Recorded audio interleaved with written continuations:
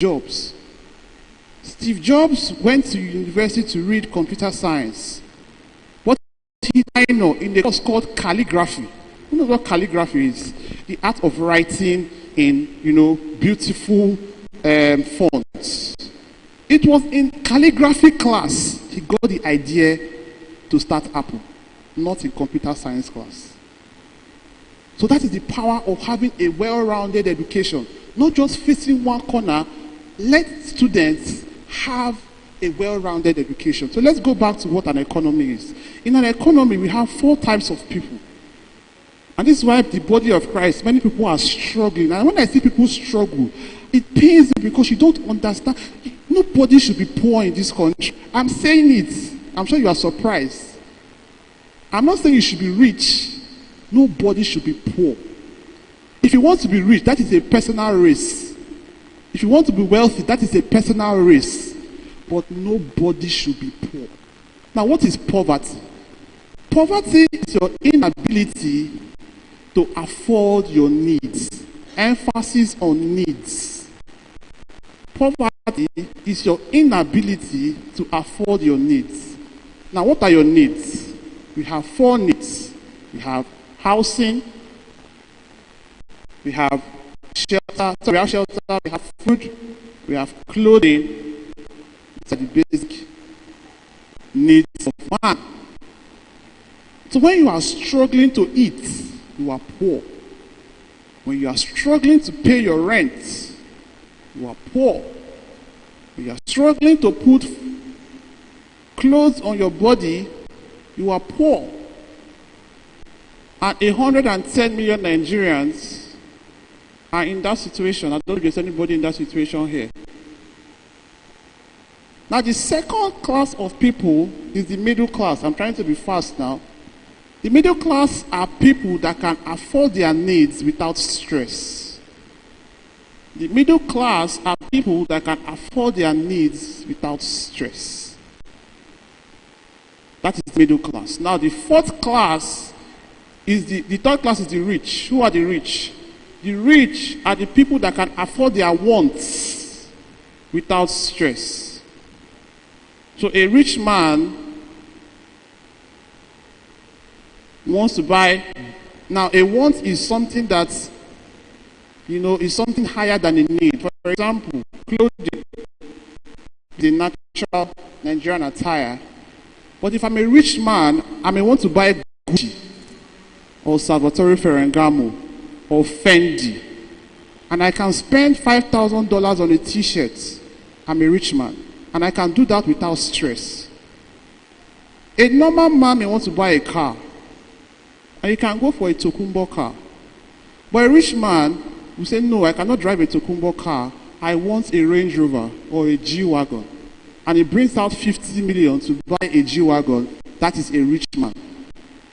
A normal man, middle class, wants to rent a house. You can rent a house in a Sashi or wherever, 250, 300,000.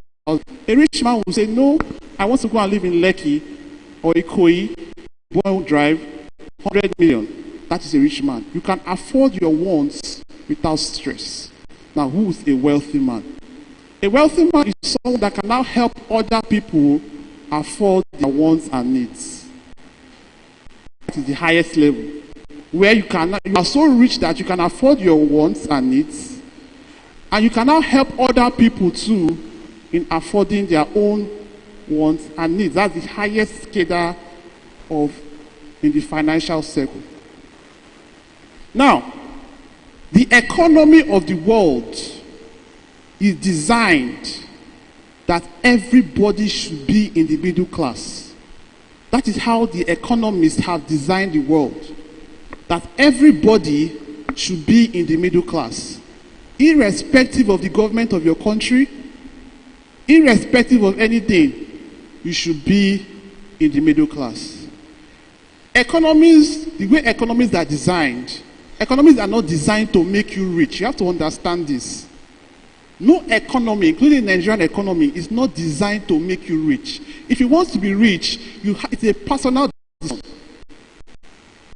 But if you want to just live life, the economy has been designed, in the Nigerian economy, has been designed to put you at the middle class.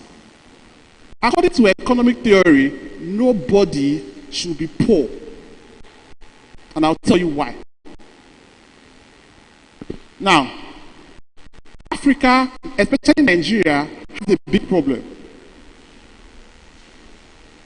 Before colonialism, before the white man came, we had our own type of economy that was working perfectly for us.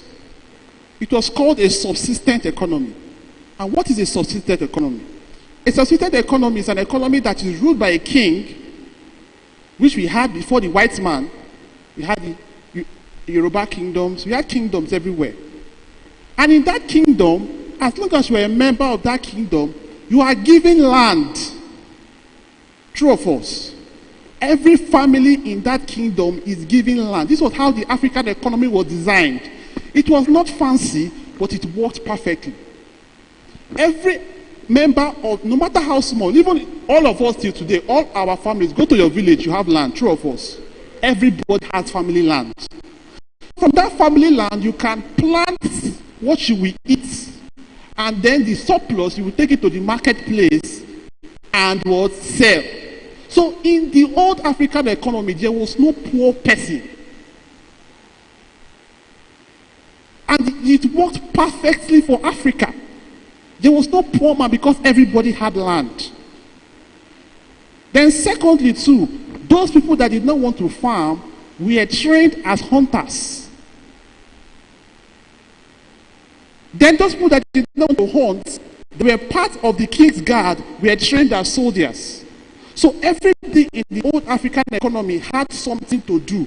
If you're not a farmer, you are a hunter, you are a soldier, or you are a marketman. So the economy worked perfect. Yes, we didn't have too many rich people, but there was no poor person in the old African economy. Everybody had what to eat, everybody had what to wear, everybody had where to stay.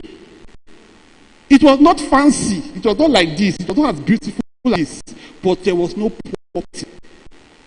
But now came the white man. This is where our problem started from. But I'm going to explain why it's the problem. Now, when the white man came and colonized us, they rubbished that economy. And they gave us their own, which we are using today. So after many years, independence now came. Our forefathers said, no, we want to run our economy. And the white man said, you want to run your economy? So